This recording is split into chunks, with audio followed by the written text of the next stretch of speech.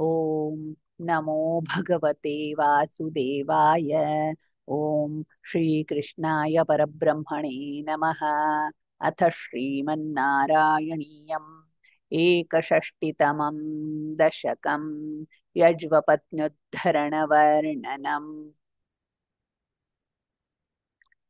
ततश्च वृन्दावनतोऽतिदूरतः वनं गतस्त्वं खलु गोपगोकुलैः।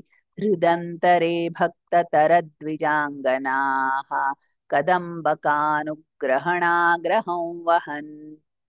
ततो निरीक्षा शरणे वनान्तरे किशोरलोकं क्षुधितन्तृषाकुलम्।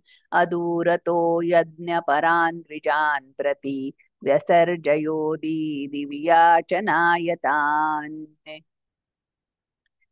गतेष्वथोतेष्वभिधाय तेऽभिधाम् कुमारकेष्वोदनयाचिषु प्रभो। श्रुतिस्थिरा अप्यभिनिन्युरश्रुतिम् न किञ्चिदूचुश्च महीसुरोत्तमाः।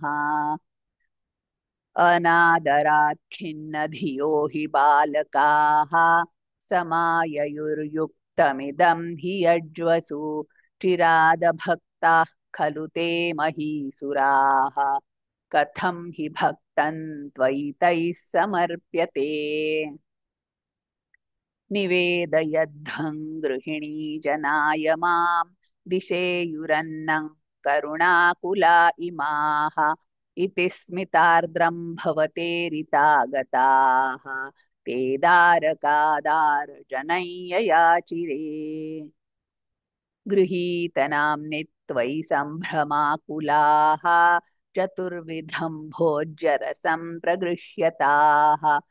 चिरञ्धृतत्वत्प्रविलोकनाग्रहाः स्वकैर्निरुद्धा अपि तूर्णमाययुः।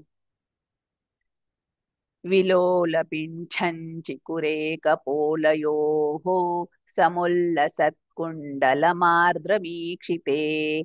निधाय बाहुं सुहृदं ससीमनि स्थितं भवन्तं समलोकयन्तताः। तदा च काचित्त्वदुपागमोद्यता गृहीतहस्तादयितेन यज्वना। तदैव सञ्चिन्त्य भवन्तमञ्जसा विवेश कैवल्यमहो कृतिन्यसौ। आदाय भोज्यान्यनुगृह्यताः पुनः त्वदङ्गसङ्गस्पृहयोज्झतीर्गृहम्। विलोक्य यज्ञाय विसर्जयन्निमाः चकर्थ भर्तॄन् पिता स्वगर्हणान्। निरूप्य दोषन्निजमङ्गनाजने विलोक्य भक्तिं च पुनर्विचारिभिः। प्रबुद्धतत्त्वैस्त्वमभिष्टुतो द्विजैः मरुत्पुराधीश निरुन्धि मे गदान्। इति श्रीमन्नारायणीये यज्वपत्न्युद्धरणवर्णनं नाम एकषष्टितमं दशकं समाप्तम्। नारायणाखिलगुरो भगवन्नमस्ते। नारायणाखिलगुरो भगवन्नमस्ते।